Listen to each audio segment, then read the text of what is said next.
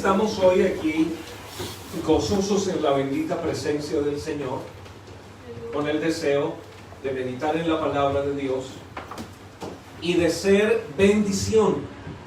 Cuando yo digo ser bendición, estoy refiriéndome a que los que oyen la palabra de Dios son fortalecidos. ¿Cuántos somos fortalecidos con la palabra de Dios? Amén. Para nosotros oír la palabra de Dios es el alimento diario, es el alimento continuo, y sin ese alimento nuestra vida espiritual se debilita. Por eso siempre tenemos este anhelo. Bueno, tenemos hoy un tema y le he titulado el Salmo 91 en visión teológica. Creo que es un salmo muy conocido por todos y nos cae muy bien por estos tiempos. Vamos a ver la primera parte hoy, los primeros 8 versículos, y el próximo domingo los otros 8 versículos del 9 al 16. El Salmo 91 hace parte de la vida de todo creyente, y hasta de los que no son creyentes también, de los que no son cristianos, uno hace parte de una iglesia. El texto en el capítulo número 91, del verso número 1 al 8 dice, aquí está en la pantalla, ustedes pueden seguirlo en la Biblia: el que habita el abrigo del Altísimo morará bajo la sombra del Omnipotente. Diré yo a Jehová, esperanza mía y castillo mío, mi Dios en quien confiaré. Él te librará del lazo del cazador y de la peste destructora. Con sus plumas te cubrirá y debajo de sus alas estarás seguro. Escudo y adarga es su verdad, no temerás el terror nocturno, ni saeta que vuele de día, ni pestilencia que ande en oscuridad, ni mortandad que en medio del día destruya. Caerán a tu lado 1000 y 10,000 a tu diestra, mas a ti no llegará.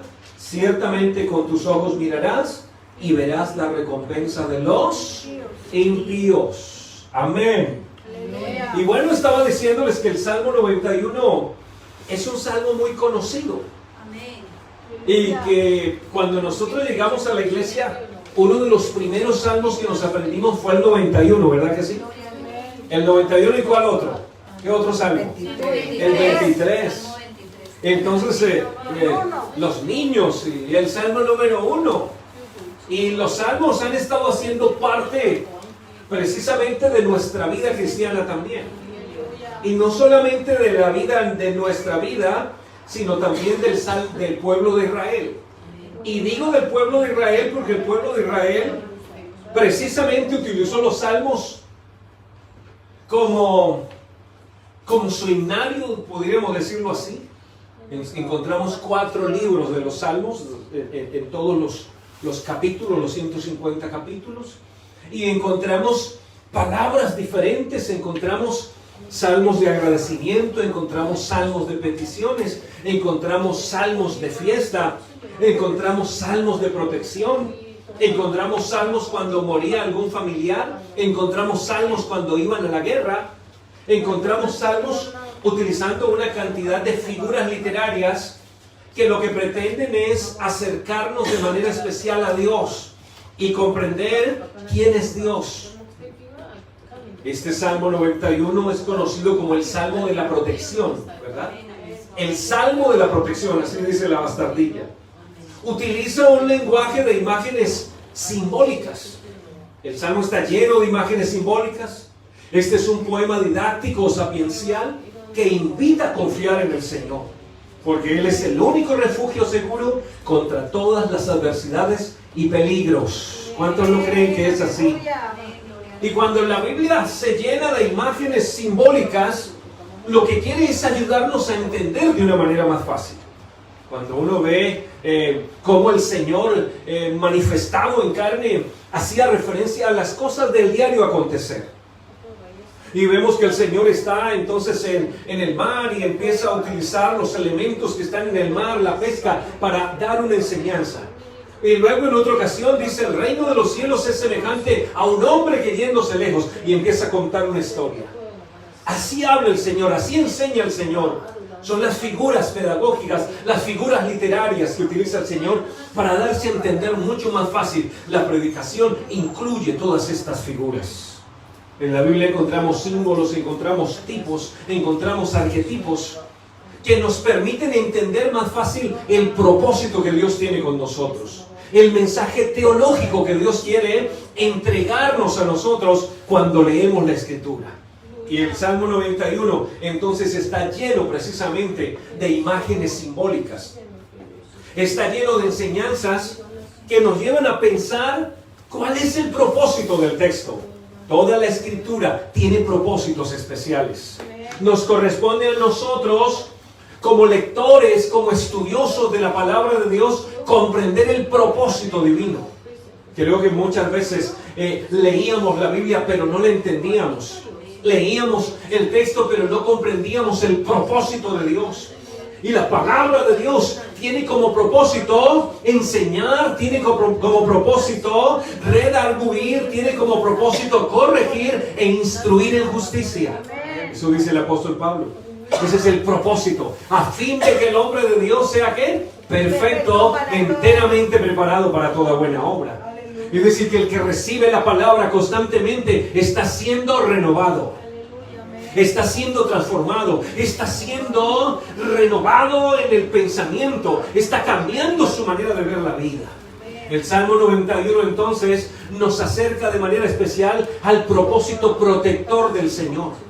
Y empieza de manera muy especial diciendo: el que habita al abrigo del Altísimo.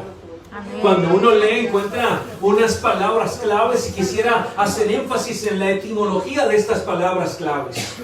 El que habita al abrigo del Altísimo. Y el texto cuando dice el que, yo estaba leyendo y analizando que hay una consideración primero o hay una condición. ¿Sabe que cuando uno habla con la gente, hay mucha gente que le reclama a Dios por sus desdichas? Hay gente que le reclama a Dios porque tal vez las cosas no salieron como él pensaba o ella pensaba que debían salir, pero ignoran la palabra de Dios. Hay muchos que solamente quieren la bendición, pero no quieren la obediencia.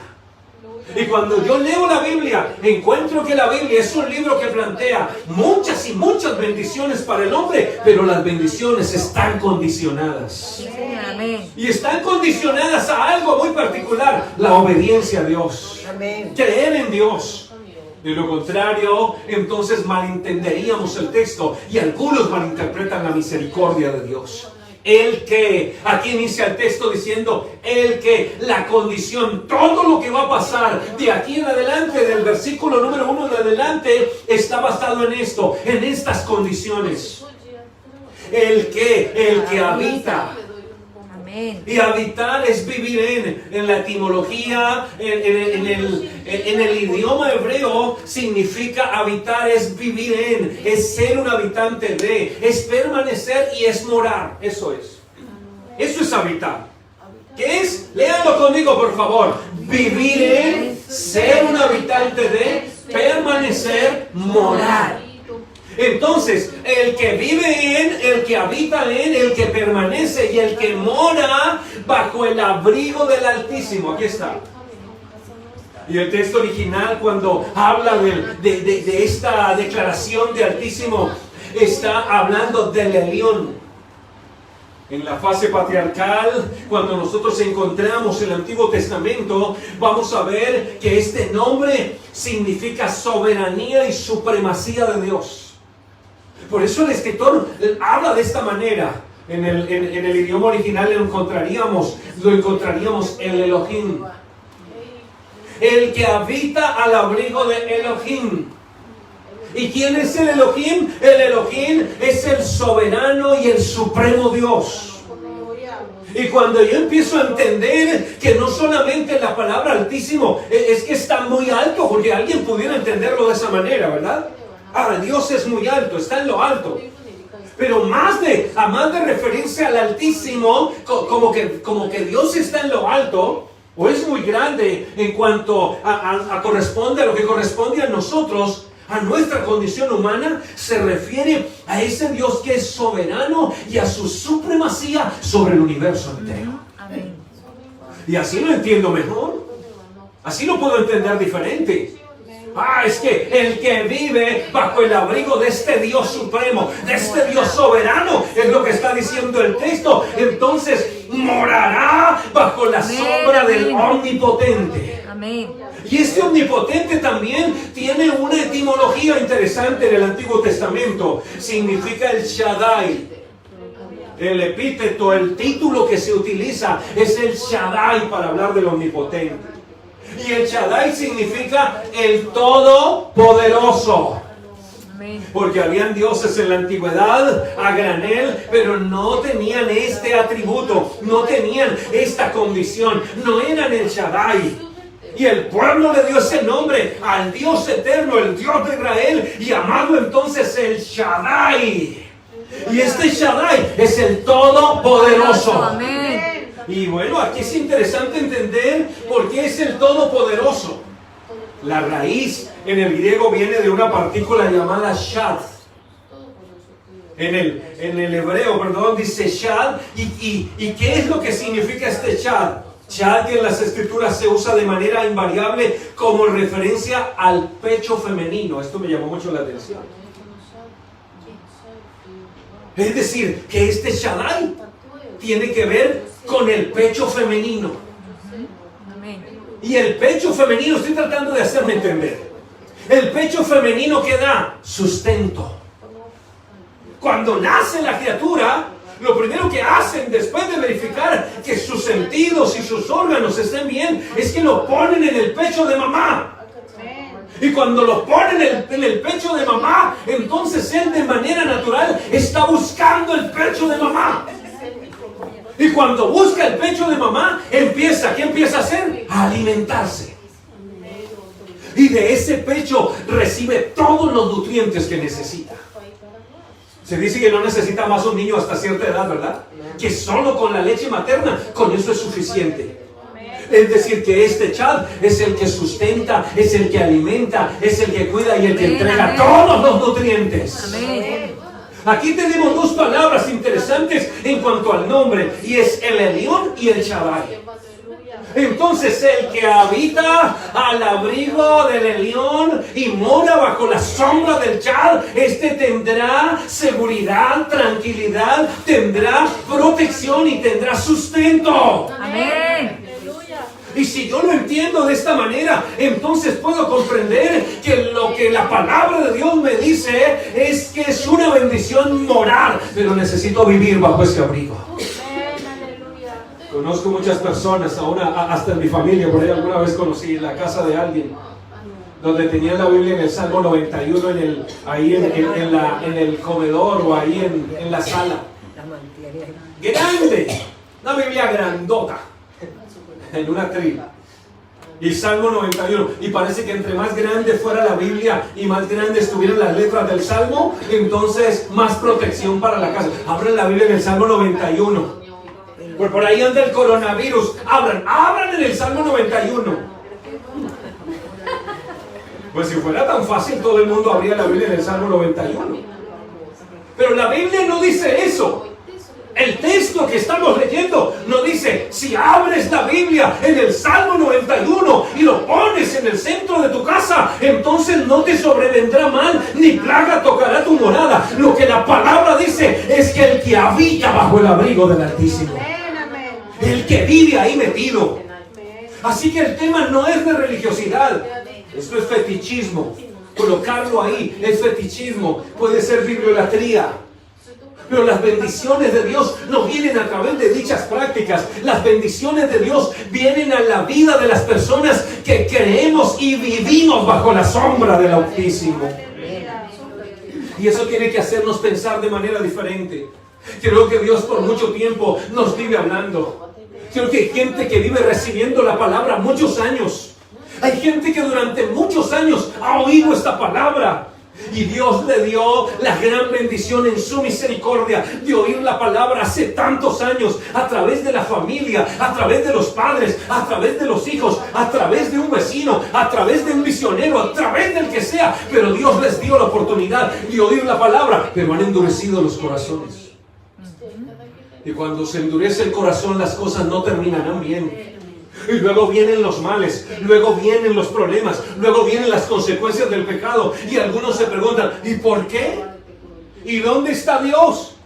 Y en medio de lo que pasa en el mundo, y los desastres y las desgracias del mundo, aparecen los moralistas y dicen, ¿y dónde está Dios?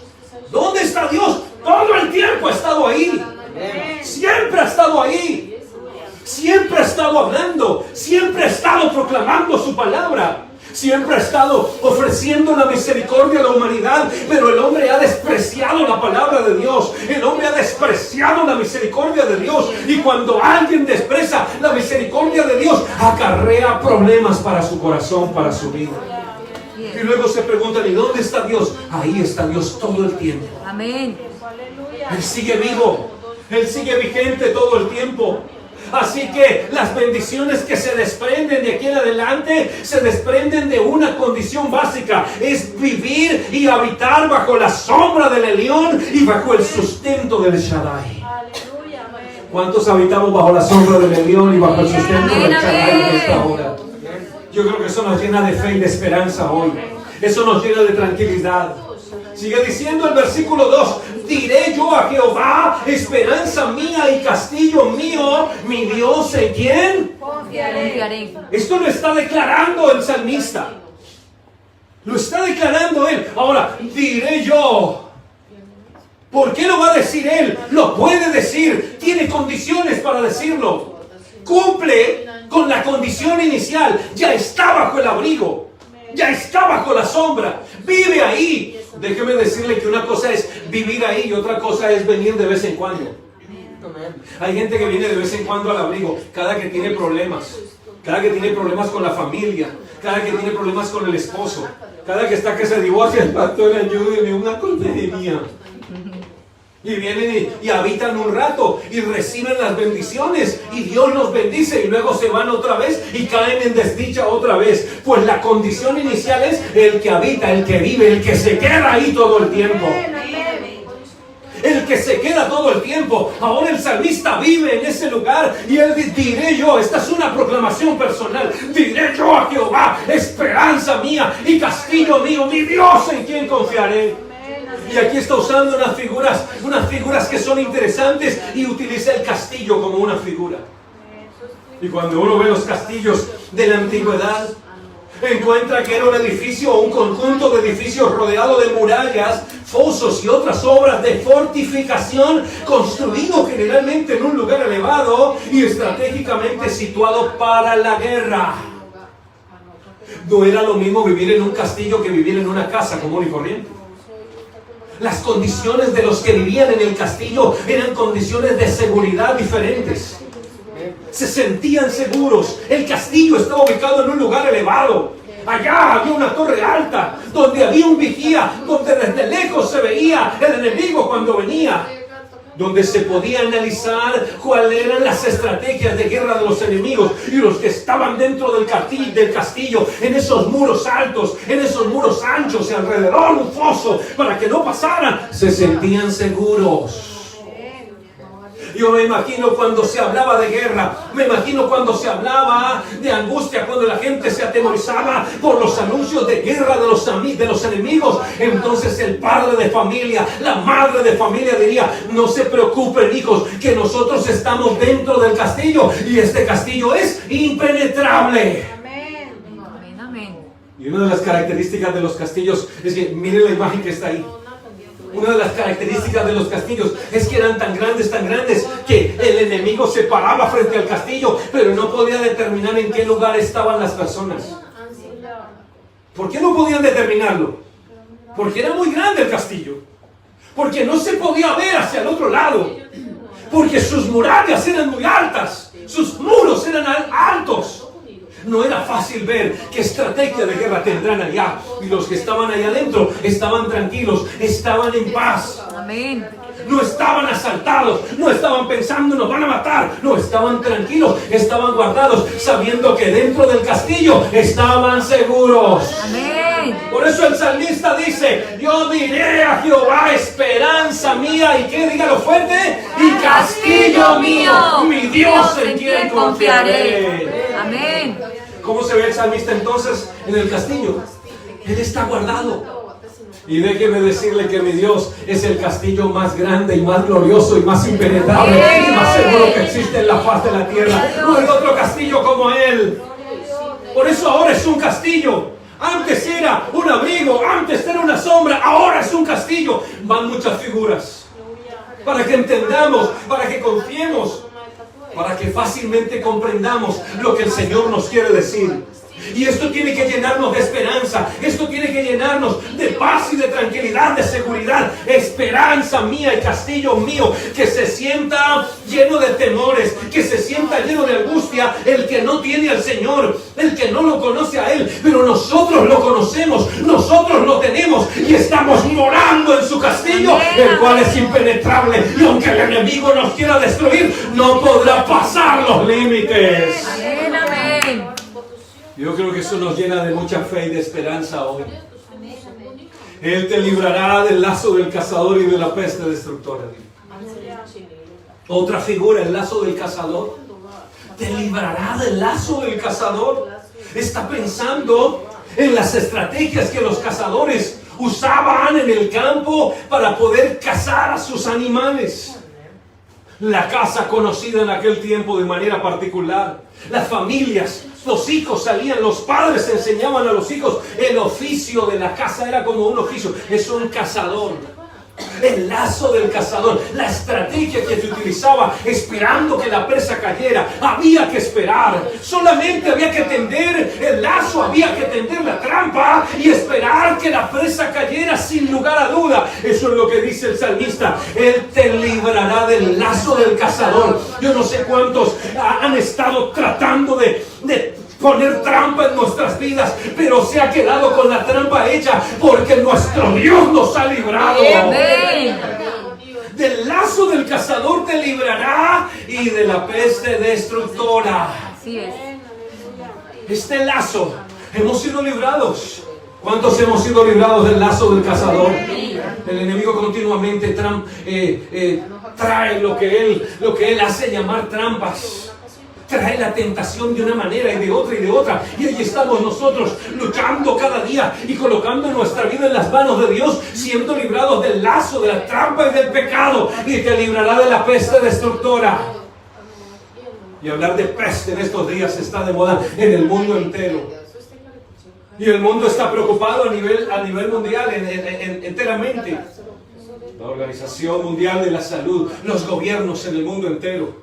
Los científicos buscando la vacuna para el coronavirus y están haciendo lo posible. Y hay entonces estrategias de contención aquí mismo en Japón. Las tenemos en este momento. Tratando de contener el virus de alguna manera. Tratando de hacer algo para librarnos de la amenaza de muerte. Y yo estaba viendo en la historia algunos datos de cifras de muertes por pestes. Miren, la historia, la viruela ha dejado 300 millones de muertos en el mundo. Para que terminada esta estadística estén ustedes más tranquilos.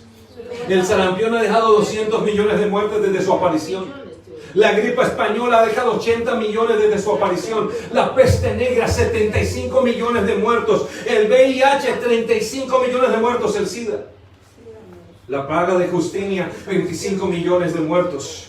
La tercera pandemia, 12 millones de muertos. Los tifus, diferentes clases de tifus, 4 millones. El cólera, más de 3 millones de muertes. Y bueno, aquí aparecen otras que no se conocen como pandemia, sino como epidemia. El ébola, el H3N2, el H1N, el SARS, la influencia, hasta la malaria. Aquí la influenza, no se habla aquí de la influenza. La influenza mata personas en Japón. Mató muchas. ¿Verdad? Muchas personas. En los Estados Unidos, en el mundo. Pero ahora tenemos una nueva amenaza y es el coronavirus. Una nueva peste. Y parece que como no hay recursos todavía médicos que puedan encontrar la vacuna para atacar la enfermedad, atacar el virus, no hay el antibiótico exacto que pueda atacar y prevenir o quitar, simplemente eliminar el virus. Entonces el mundo se alarma de los demás que estábamos viendo y han hecho la vacuna. Por eso las muertes no siguieron avanzando seguramente hasta que se encontró la cura. El total de casos confirmados es de 99.661 en el mundo, casi 100.000 casos de coronavirus en el mundo entero. Amén, amén. El número total de muertes aproximado es de 3.402. Nada. Es decir, que las cosas no van tan mal como veíamos en el caso de lo que han generado las otras pandemias. Pero hay una alerta mundial. Y el mundo está en alerta. Esto nos lleva a pensar a nosotros muchas cosas. Porque cuando el mundo entra en alerta, cuando el mundo se alarma, entonces los medios de comunicación, las redes sociales, las noticias, hacen su estrago también. La infodemia se conoce como la mala información que de una u otra manera llega por todo lado hasta en tiempo real, informando mal. Esta hace más daño que la misma pandemia. Por eso nosotros tenemos que ser personas inteligentes, prudentes, personas que comprenden las cosas, que leemos, que tratamos de entender y que tenemos fuentes para poder entender cómo va el avance y saber cuáles son los medios y los recursos que tenemos a la hora de enfrentar una situación como estas para no caer en la infodemia, una falsa información que destruye. Por eso se acabó el papel higiénico de Japón. Vaya y encuentre papel higiénico de Japón. Y la pregunta de todo el mundo es: ¿y qué tiene que ver el papel higiénico con el coronavirus? Ahora sí suena, esto sí es risible. No es risible los memes que hacen a nivel mundial del coronavirus. Eso no es risible. No es risible la burla que hacen con los videos y los memes que hacen. Eso no es risible. Esto no es risible. Seguramente cuando alguno de esos que se burlan y resultaran infectados, no harían más memes. Porque esto afecta, esto le duele a las personas. Hay gente que pierde sus seres queridos, hay gente que sufre en medio, y hay quienes se burlan de la situación y no están exentos tampoco. Así que cuando nosotros vemos este panorama mundial apenas desde finalizando diciembre, enero, febrero, y vamos unos días de marzo, este es el panorama mundial. Y se han tomado las medidas, pero nada de infodemia. Entonces las noticias Nippon Noticias, ¿por qué están comprando papel higiénico? ¿Por qué no hay? ¿Qué pasó? ¿Qué están haciendo? Cálmense, es una información equivocada. Alguien hizo un tweet simplemente diciendo que China no iba a producir más papel higiénico y que el papel higiénico de Japón depende de China. No es cierto. Pero vaya, encuéntrenlo, hay que ir a hacer fila. Y bueno, ya nuevamente otra vez, como que la gente empieza a darse cuenta que no. Y empiezan a comer compulsivamente, a comprar compulsivamente y almacenar cuando no se ha dicho eso de ninguna manera. Y empezamos a generar una expectativa más negativa que positiva. Y aquí tenemos nosotros que ubicarnos. Ojalá así el mundo entero lo hiciera cuando le hablamos de Jesús. Ojalá hubiera una alerta mundial cuando le decimos al mundo entero que Cristo viene por la iglesia. Ojalá el mundo entero saliera corriendo a informar y los gobiernos de primera clase tuvieran que decir de primera mano, tuvieran que decir: Cristo viene por la iglesia, vamos a arrepentirnos todos. Hay una salvación y una condenación. Ojalá el mundo así lo asumiera. Pero el mundo le tiene temor a un virus, pero no le tiene temor a la condenación eterna. Y hoy tenemos que meditar en eso. En la condenación eterna es eterna, el virus es transitorio. Por eso el texto habla de seguridad. Otra figura que utilizan es la de las plumas. Con sus plumas te cubrirá y debajo de sus alas estarás seguro. Ahora tenemos abrigo, ahora tenemos sombra, ahora tenemos castillo, ahora tenemos plumas, ahora tenemos lazo del cazador. Estas son las figuras. Con sus plumas te cubrirá y debajo de sus alas estarás. ¿Cómo estarás? Seguro. ¿Seguro contra qué? Esto fue lo que leímos ahora. ¿De qué estaremos seguros? Él te librará del lazo del cazador y de la peste destructora. Debajo de sus alas voy a estar seguro. Debajo de su abrigo, porque voy a morar. Voy a morar bajo el abrigo. Otras figuras utilizadas en varias ocasiones en la Biblia hablan del águila y hablan de la gallina. La Biblia dice que el Señor fue como un águila para Israel. Como un águila con sus alas anchas, sus alas de 1 metro cada una. Sus alas que guardan, sus alas que cuidan. Como una gallina. ¿Han visto una gallina cuando tiene a sus hijos? Se llama la gallina que está clueca. ¿La han visto con los pollitos pequeños? ¿Cuántos pollitos? Una camada. 10, 15 pollitos. ¿Los han visto? Y la gallina abre sus alas y los protege. Y uno dice, pero ¿dónde están todos? Como si las alas fueran tan grandes. Y uno sé, no son tan grandes, pero lo que sí son suficientes es para que sus polluelos se metan debajo de sus alas y estén protegidas. Amén. Con sus plumas te cubrirá y debajo de sus alas estarás seguro. Eso es lo que quiere hacer el Señor.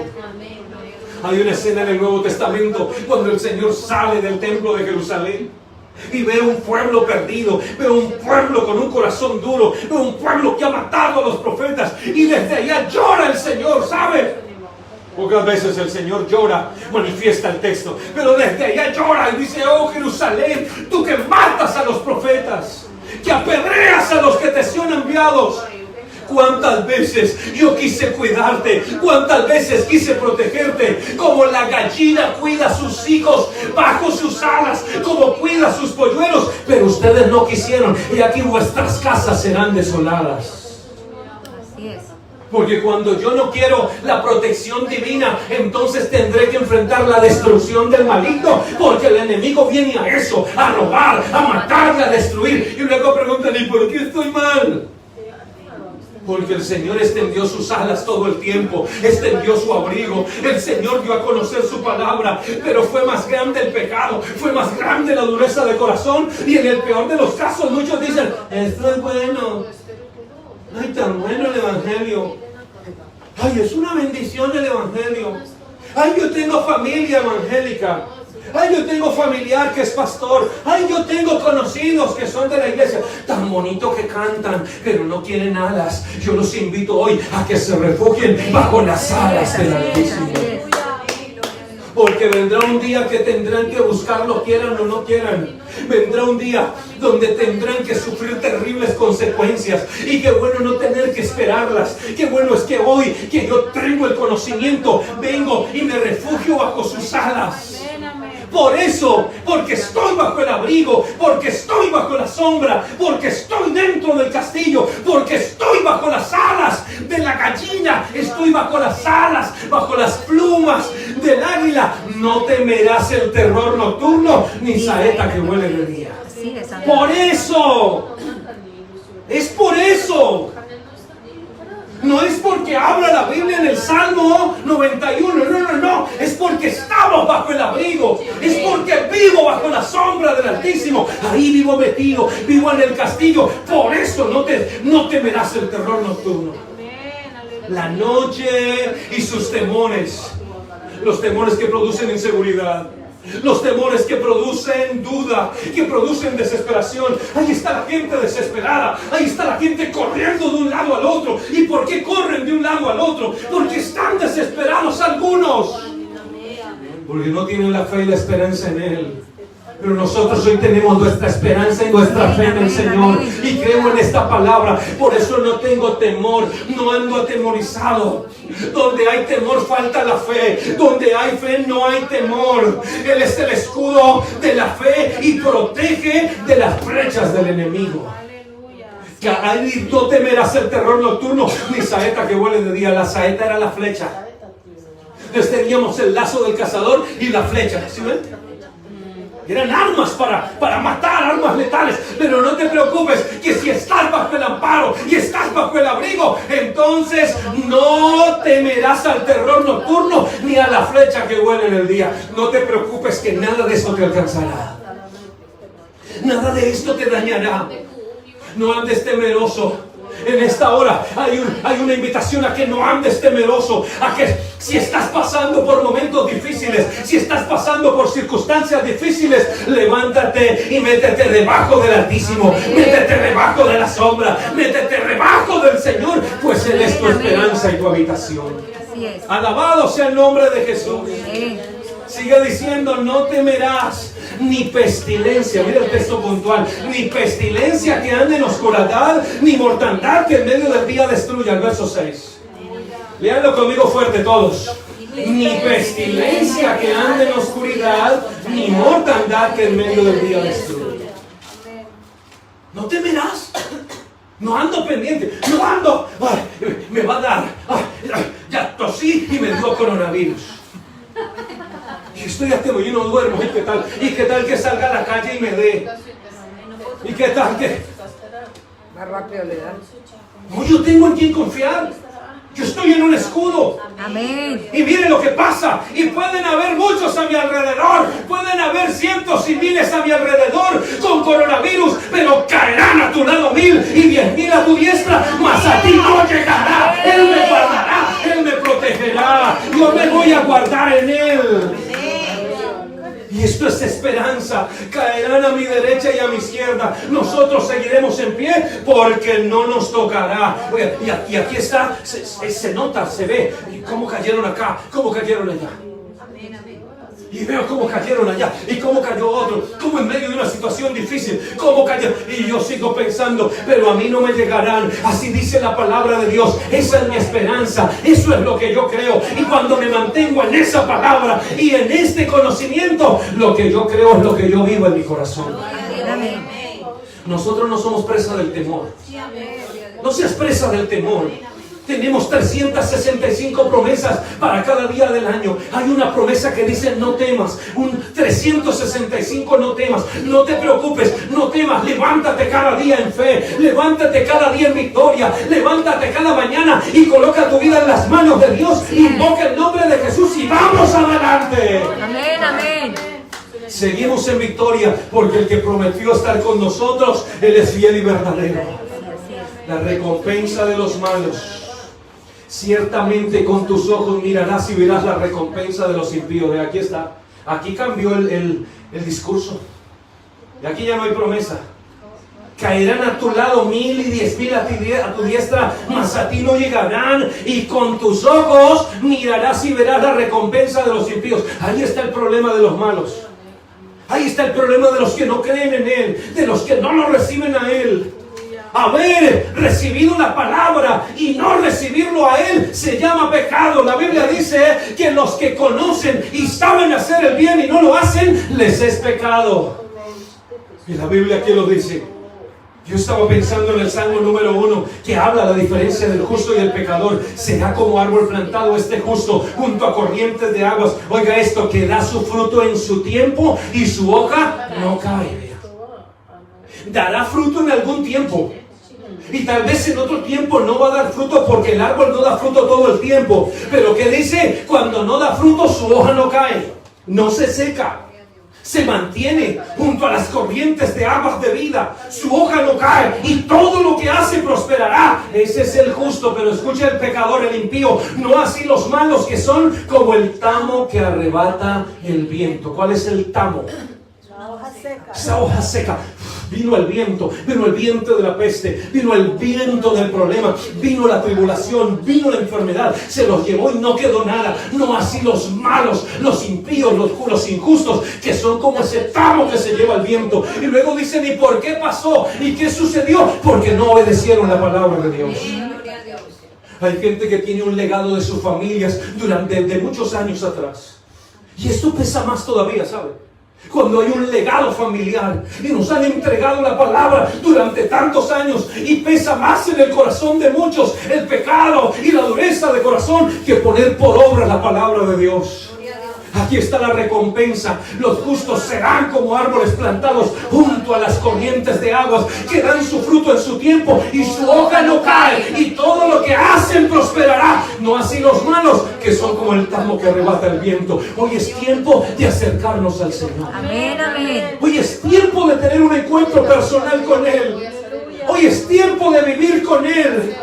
Hoy es tiempo de tener un encuentro personal con Él, de modo que podamos encontrar la paz que necesitamos, de modo que podamos encontrar la comunión con Dios.